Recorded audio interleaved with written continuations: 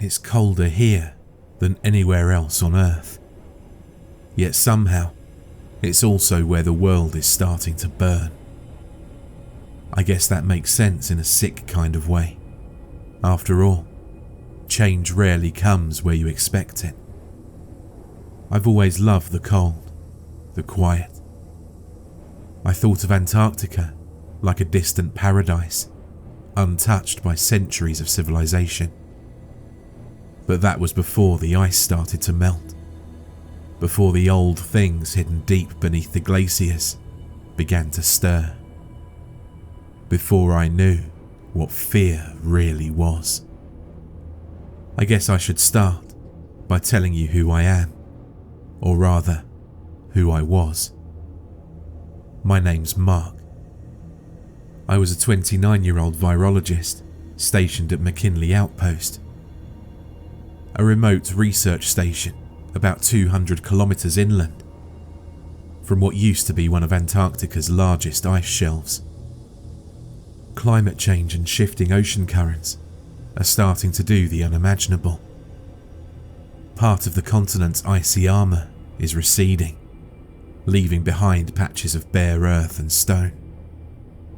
Nature has been busy unearthing secrets older than anything we'd ever encountered. People like me, scientists with a taste for the unknown, have flocked down here, excited to see what treasures might emerge from the ancient permafrost. Fossils maybe, strange microbes, data that could reshape our understanding of life's history. But I can't pretend I was entirely pure of motive. I also wanted some kind of intellectual glory. Maybe discover a virus that lay dormant for millennia, study it, understand the epochs of life. At the time, it seemed romantic. Now, all I want to do is forget. We were a crew of 8. Myself, Dr. Cohen, our lead paleobiologist, Santos, the geologist, Lynn, the climatologist, Dembe, a field technician with a mechanical genius, Rafik, a paleontologist, Olivier, our station medic, and Elena, the botanist. And of course, Adam, my best friend and our logistical coordinator. We weren't stationed there for glory alone. We had a job. To survey newly exposed ground and catalogue whatever we could.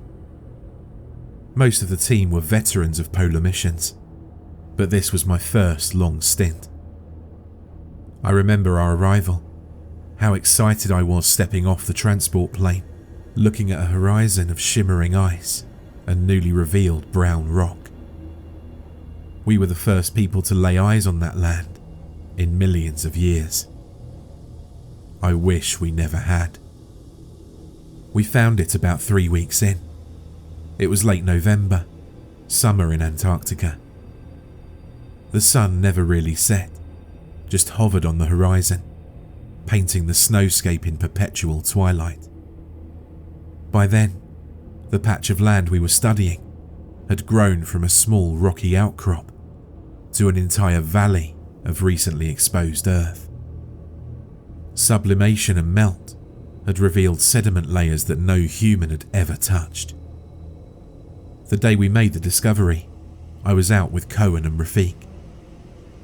Our small tracked vehicle trundled along a muddy slope. Mud in Antarctica, I know. Everything was wrong about that image. Rafik was beside himself with excitement. Cohen kept shaking his head, muttering that we'd have better luck further down, where some icy rivulets were cutting through the sediment. We found an exposed cavity in the ground, a cave mouth framed by half-melted ice and dripping water. The ice had formed a natural vault, sealing something inside it for who knows how long. As the climate shifted, that vault had cracked open. Water pooled at the entrance, creating a kind of natural doorway into darkness. We decided to take a look, just a quick peek. Cohen took the lead. Rafik and I followed, shining our headlamps into the gloom. Inside, the floor was uneven, slick with meltwater. Strange mineral formations hung from the ceiling. It smelled stale, but not foul, at least not at first.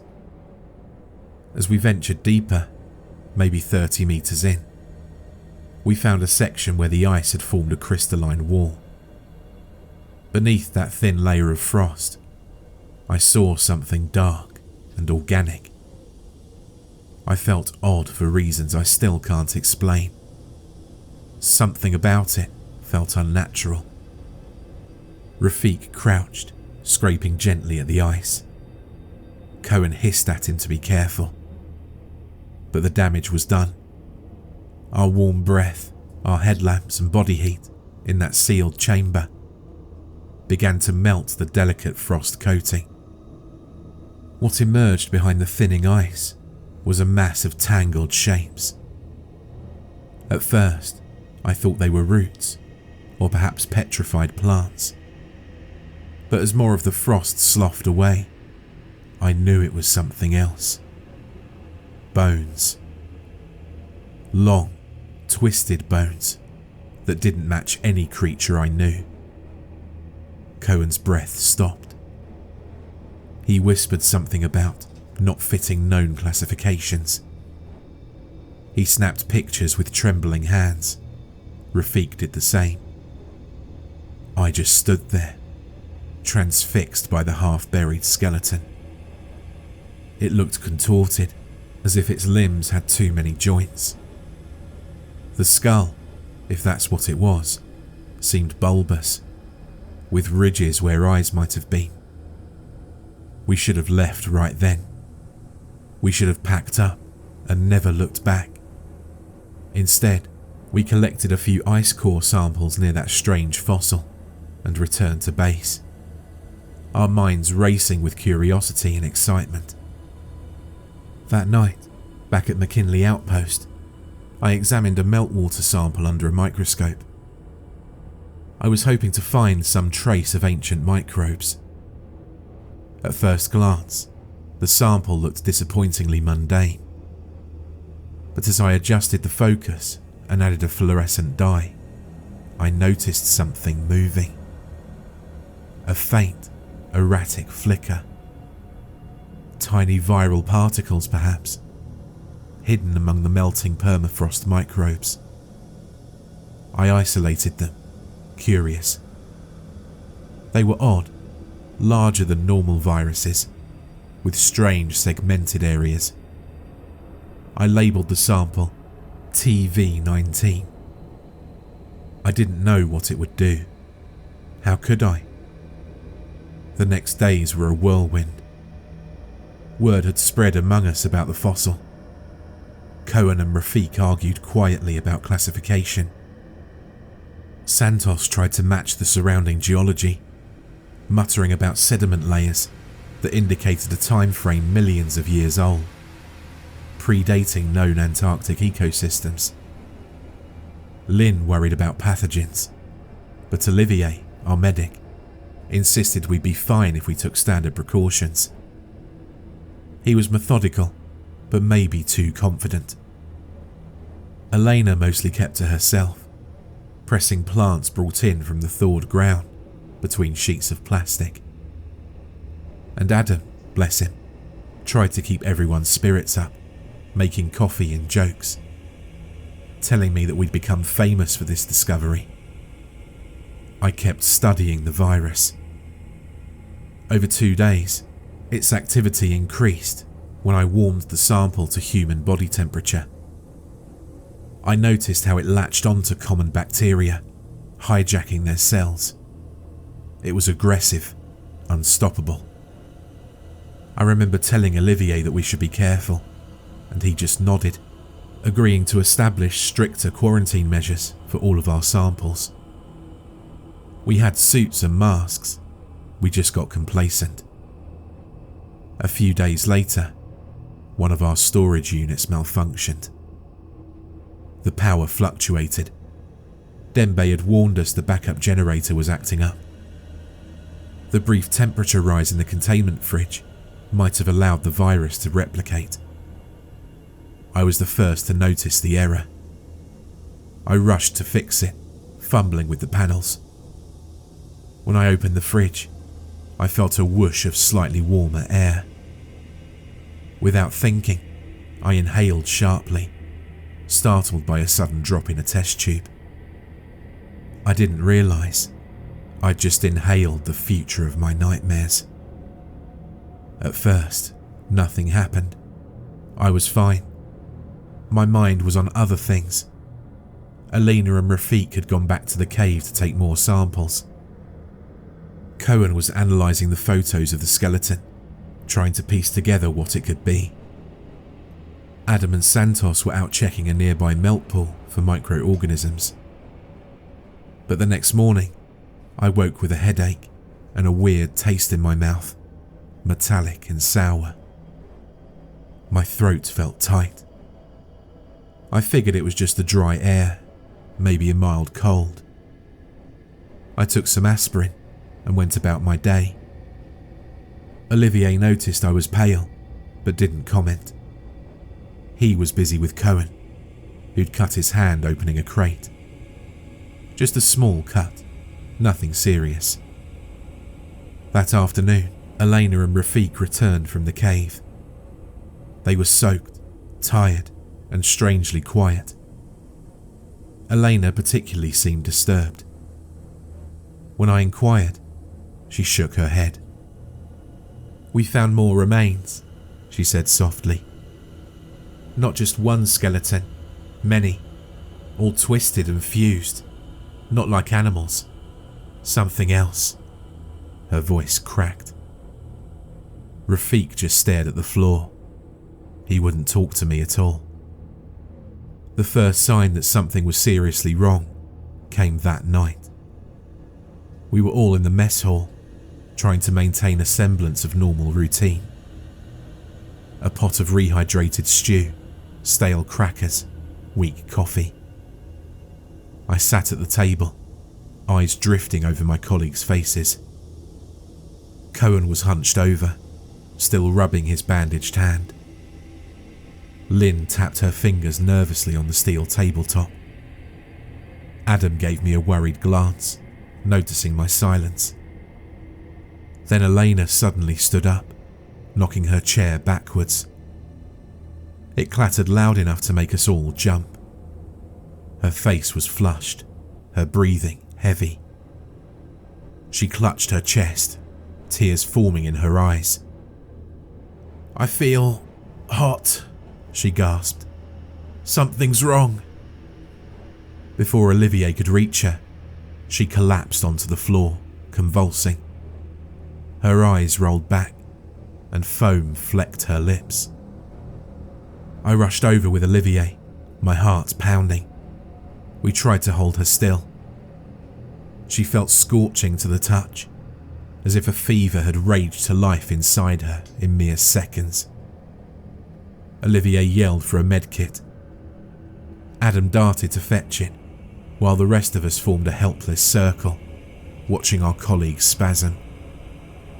Then, just as suddenly as it started, the fit stopped. Elena lay there, breathing shallowly. Olivier and I hoisted her up and carried her to the infirmary.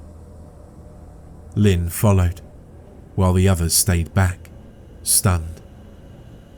We spent the next hour trying to stabilise her. She screamed in delirium, her eyes unfocused. I tried to talk to her, to calm her down. She only whispered nonsense. "They're hungry. They're so hungry. I heard them in the dark." After a massive dose of antipyretics and sedatives, she finally slipped into a restless sleep. Olivier stepped back, breathing heavily, his forehead creased. "Some kind of infection," he said. "Her temperature's off the charts. I've never seen anything like it." I thought about the virus. about my samples, about our lax protocols. I said nothing, but guilt gnawed at me. I needed to check for viral markers, but first, I had to see if anyone else was showing symptoms. By the next morning, Elena's condition worsened. Strange lesions formed on her back and neck, blackish and raised. She scratched at them, drawing blood. Olivier tried antiviral meds that we had on hand, experimental stuff. No improvement. If anything, it seemed to agitate her. She hissed and moaned in her half-conscious state, muttering again about hunger, about things moving beneath the ice. I worked feverishly in the lab, scanning blood samples under the microscope. What I saw made my blood run colder than any Antarctic wind. The virus I'd isolated, TV-19, was everywhere in her bloodstream. It was replicating at a staggering rate, mutating cells, stripping away normal human structures. It attacked her DNA like a parasite, rewriting a host's identity. I ran more tests and realized something horrific. The virus didn't just kill cells, it transformed them. Her cells were changing shape, sprouting strange roots. Muscle cells broke down and then reformed into something else. Fibers with odd crystallizations inside. The virus was making her different. I reported my findings to the group. Olivier's eyes were haunted. Adam placed a trembling hand on my shoulder. Cohen tried to deny it. "This is impossible," he yelled. But we could all see Elena's body rejecting human normalcy. She looked thinner, but her muscles twitched with unnatural strength. She snapped at Olivier when he tried to take another sample, biting at the air like an animal. Rafik and Santos were missing from breakfast. They'd left early to recheck the fossil site. Without telling anyone, they'd taken the second vehicle. That worried me. What if they were infected too? Who knew how the virus spread? Through the air, contact, or something else? We tried to radio them. No answer. The storm outside had worsened. High winds and blowing snow battered the outpost. The weather window we'd enjoyed was closing fast, trapping us with our newfound nightmare. By midday, Elena had slipped into a kind of coma, her eyes half open but unseeing, her limbs rigid. Olivier insisted on restraining her to the bed for her own safety. Dembe quietly asked if we should take other measures. No one wanted to think about that. Murdering a colleague, it was unthinkable. But I caught Adam's eye. We shared a look. We both knew how bad this was. That evening, Santos and Rafik returned. Or rather, something returned wearing their coats. They stumbled through the door, pale and shaking.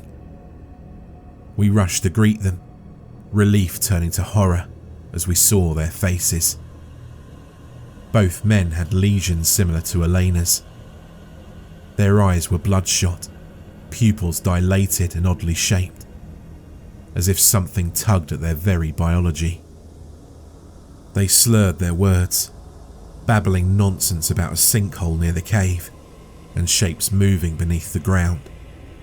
They mentioned singing, low humming from the earth. Then they both collapsed. We dragged them to the infirmary, placing them in beds opposite Elena. Now we had 3 infected, all in various stages of transformation. Olivier did all he could, IV fluids, antiviral attempts, sedation. Nothing worked. The virus marched on in them, remaking their flesh. The rest of us, me, Adam, Cohen, Lynn and Dembe, huddled in the mess hall. The lights flickered as the wind screamed outside. We discussed options. Quarantine was obvious. Lock down the infected in the infirmary. But what if they broke out? Dembe suggested barricading the door. Cohen shook his head, horrified at the thought of treating colleagues like dangerous animals. Lynn cried softly, saying this could get out to the world if we ever returned home. That was the worst realization. What if we couldn't contain this? We were remote, yes, but supply ships and planes would eventually come. If the virus spread beyond us, what dark hell would we unleash on humanity? I felt dizzy, nauseated. My own throat was still sore. I coughed quietly into my sleeve, hoping no one else noticed. The following day, Elena changed. We awoke to screams from the infirmary. Cohen had gone to check on them early. We rushed after him. Inside, I saw Elena upright in her bed, free of her restraints. The straps had snapped. She hissed, baring teeth that looked sharper than before. Black lesions covered half of her face. Cohen stood frozen, and she lunged at him. He screamed as she knocked him into the supply cabinets, glass shattering. Olivier yelled and tried to pull her off, only to be met with inhuman strength. I watched, paralysed by terror, as she bent Cohen's arm backwards with a sickening crack. His cries curdled my blood. Dembe and Adam rushed forward. Adam grabbed a fire extinguisher and slammed it into Elena's shoulder. She screeched, stumbling back. Her eyes fixated on Adam, and for a moment, I swore she recognized him. She shook her head as if confused, and then snarled. Olivier pulled Cohen clear, dragging him outside into the corridor. I picked up a chair, ready to defend myself. Lynn stood behind me, sobbing. Elena advanced slowly, limping now, her body twisting and stretching in ways I hadn't seen before. Behind her, I saw Rafik and Santos stirring on their beds, their bodies jerking as the virus roused them from sleep. We couldn't let them all turn. We'd be overrun. "Get out!" I screamed to the others, inching towards the door. Adam nodded, pushing Lynn ahead. Dembe held the fire extinguisher like a club. We backed out, and as we did, Rafik rolled off of his bed, landing on all fours like a beast. He was changing too. The bones in his neck jutted out, a grinding sound accompanying the unnatural posture. Once we were in the corridor, Dembe slammed the infirmary door shut. Adam and I shoved a heavy equipment cart against it. Inside, we heard furious banging and scraping. They were trapped. For now. We were left with Cohen's moans echoing in the sterile hallway. Olivier tore open his shirt, checking his broken arm.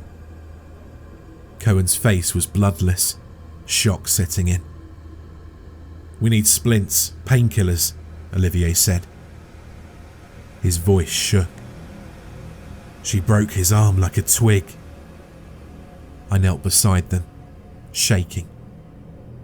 Cohen would need medical attention, but we had to be careful. Any contact with infected blood, Any droplets could spread this. "Olivier," I said softly, "do you think, can he be infected now?" She scratched him. There was blood. Olivier looked at me with forlorn eyes. "I don't know." He applied disinfectant and bandages, working quickly as Cohen passed out from the pain. We carried him to the lounge, clearing a couch. Lynn hovered anxiously. Dembe paced the corridor, holding the extinguisher like it was a shotgun. Adam sat against the wall, head in his hands. I coughed again, a deep, chesty cough. I felt hot, sweat trickling down my spine. Unbridled fear wrapped itself around my heart. No, not me, not now. We decided that we had to leave. It sounded ridiculous. The area's weather was worsening, and our tracked vehicles might not survive a long journey to the nearest station. But staying meant certain death, and worse, release of this horror into the world. We had to isolate ourselves or find help. Dembe argued we should try and radio McMurdo station. Adam reminded him that McMurdo was too far. No one would get there in time. Lynn wanted to destroy the infected right now, set fire to the infirmary, but we had no reliable flamethrowers or weapons. Olivier refused to even consider killing them. They'd been our colleagues.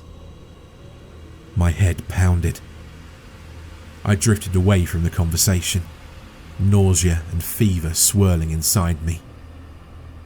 The virus was inside me. I knew it. I'd tested my own blood in secret that morning, just a quick smear under the microscope. I saw the viral particles writhing in my cells. I was a ticking time bomb. I didn't tell the others. Maybe I should have. But I was scared. Scared of what they might do to me. Scared that I'd become a monster that would tear them apart. That night, the infirmary door rattled. We could hear the infected clawing at it. The wood splintered. The equipment cart shifted. They were getting stronger. Cohen woke up briefly, delirious with fever. Olivier and I exchanged a glance. Another one infected. Soon, he'd be joining them. We hatched a desperate plan. We'd load one of the tracked vehicles with supplies, drive out as far as we could. It might mean death by exposure, but at least we'd die as humans. Maybe we could circle back, find another outpost. Or maybe just drive into the white nothingness until we froze, taking the virus with us. But first, we had to deal with our infected colleagues. Letting them roam free was unthinkable.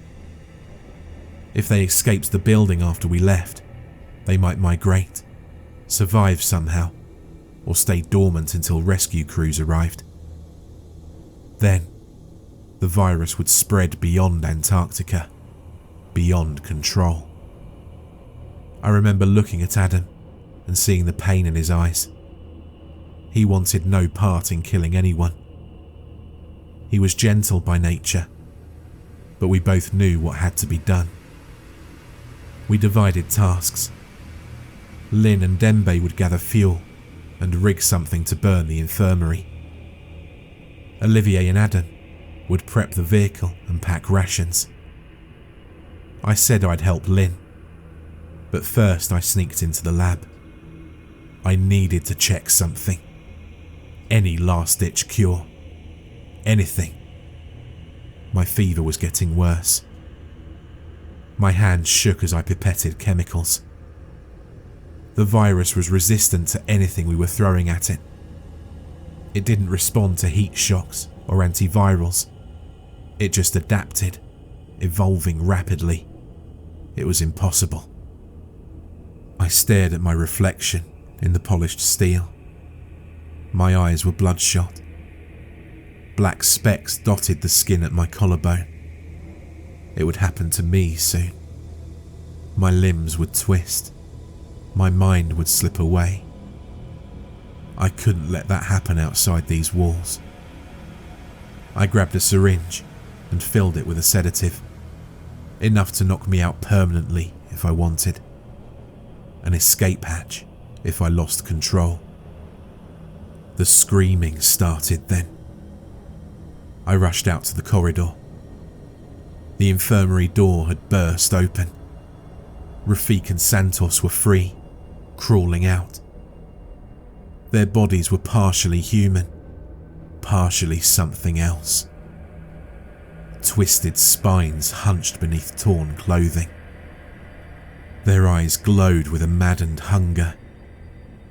Elena emerged behind them, her jaw unhinged, drool mixed with blood dripping down her chin. Dembe yelled and swung the fire extinguisher, connecting with Santos's head. The creature shrieked, but barely flinched. It grabbed Dembe's arm and yanked, sending him sprawling. Lynn hurled a canister of ethanol at Rafik, which shattered and doused him. She flicked on a lighter. Where she found it I'll never know, and tossed it forward. Flames erupted, causing Rafik to screech, the stench of burning flesh filling the corridor. Elena lunged at me. I stepped back, absolutely terrified. She reached out with lengthened fingers, nails like claws. I raised the syringe, my only weapon. As she came close, I jabbed it into her neck and pressed the plunger. She roared, swatting me aside. The syringe might have no effect, but maybe it would slow her down. Adam rushed in, wielding a metal pole. He struck Elena from behind, distracting her. Olivier tried to pull Dembe free from Santos's grip. I saw Lynn trying desperately to keep the flames confined, but now the corridor was thick with smoke. The alarms shrieked. I coughed, choking on smoke, my fever raging. I retreated into a side room. My head was spinning. I heard Dembe scream. I heard Adam shout my name. Guilt and terror wrestled in my chest. Moments later, Adam dragged me out, coughing. "We have to go," he said, voice cracking. "They've killed Dembe." Lynn appeared behind him, tears streaking her soot-smudged face. Olivier was nowhere in sight. We stumbled to the storage bay where the tracked vehicle waited. Cohen was there, slumped against the crate, breathing raggedly. He looked up at us, his eyes sunken. "I'm infected," he said softly. "I can feel it." He picked up a flare gun and pointed it towards him, hands shaking. "Go," he whispered. "Go now." I ran, half limping, one arm over Adam's shoulders. Lynn followed. The screams and animal shrieks echoed from behind. As we boarded the vehicle, I heard a muffled pop, Cohen's flare gun. I hoped he found a quick end. Adam revved the engine. The storm had eased slightly, but visibility was poor. The heavy treads rolled over slush and ice, heading into the unknown. We left behind McKinley Outpost, now burning. Flames flickered in the rearview mirror as we crawled away. Inside the cab, silence reigned except for the rumble of the engine. Adam looked straight ahead, his eyes moist with tears. I coughed again. I felt the virus gnawing at my insides. My skin itched. I thought about telling them. I almost did. But what good would it do? They'd be forced to kill me or leave me behind. And we were in the middle of nowhere. If I jumped out, the virus would freeze with me, locked in my corpse. That might have been the best solution. But I was a coward. I wanted a few more minutes of life. It's funny how much you subconsciously cling to life when you know it's going to soon be wrenched away. We travelled until our fuel gauge dipped low. We reached a stretch of barren rock, a place that the ice had only recently abandoned. Lynn's sobs had quieted. Adam's face was ghostly white. He noticed me shivering and asked me if I was okay. I lied, said it was just nerves. We stopped the vehicle near a ridge. The wind blasted across exposed stone. Adam proposed we set up a small camp, try the radio, attempt contact one last time. If we got no answer, we'd find a crevasse and bury ourselves in the virus forever. I could see the anguish in his eyes. Lynn went outside to set the radio antenna. Adam stayed with me in the cab. I sat in the passenger seat, every muscle aching. Black lesions marred my neck. He hadn't noticed, or maybe he was in denial. I reached into my pocket and felt the empty syringe casing. I had no sedative left. My vision blurred. I tried to focus on Adam's voice as he spoke softly about better days, about how we once thought Antarctica was a frontier of knowledge, not horror. He apologised for not protecting me, as if it was his fault. I felt a hunger building inside of me. My nails scraped the seat. I bit my lip until it bled, trying to keep control. I realised that this was it. I had maybe minutes before I'd lose my mind. I reached for the door handle. "Mark?" Adam asked, confused. I opened the door, stepping out into the bitter cold. The wind whipped at my face. I stumbled into the open, knees weak. I heard Adam calling my name behind me, but I walked faster. I didn't want him to see what I'd become. Lynn was setting up the antenna about 20 metres away. She looked up, startled, as I approached. I saw suspicion in her eyes. She noticed my gait, my posture. I tried to smile reassuringly, but probably failed. She reached for a wrench on the ground, holding it like a weapon. I stopped a few paces from her. I could feel the virus rushing through my veins, screaming at me to feed, to spread. My fingers twitched. I managed to speak, voice rough. "Lynn, back away. I'm infected." Her face went as pale as the ice. She shouted for Adam. I shook my head, tears freezing on my cheeks. "Don't come closer," I rasped. "I'll kill you if you do. The virus, I can't control it." My throat burned. The wind howled. I made a decision, the only one I had left. I turned and ran, stumbling down a slope of loose gravel and ice.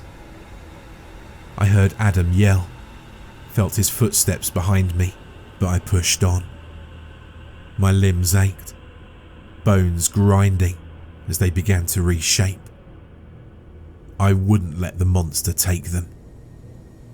I reached a thin patch of ice bridging a crevasse perfect. The ice sheet was fragile, already melting at the edges.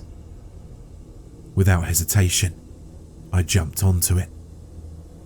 The sheet cracked, spiderweb fractures shooting across its surface. I stepped again, harder this time, even as pain rippled through my body. I glanced back and saw Adam at the ridge, horror on his face. I forced a smile, or tried to. He reached out, screaming my name. I raised a trembling hand in goodbye. Then I stomped my foot down. The ice gave way. I plummeted into darkness, cold air rushing past me. The crevasse walls blurred. The virus screamed in my veins, but I knew soon the cold and the impact would end me. End it.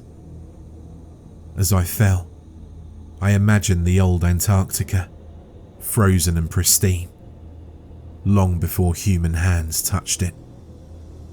Before monsters and viruses and ancient bones. I imagined my colleagues as they were, laughing over coffee, excited about discovering something new.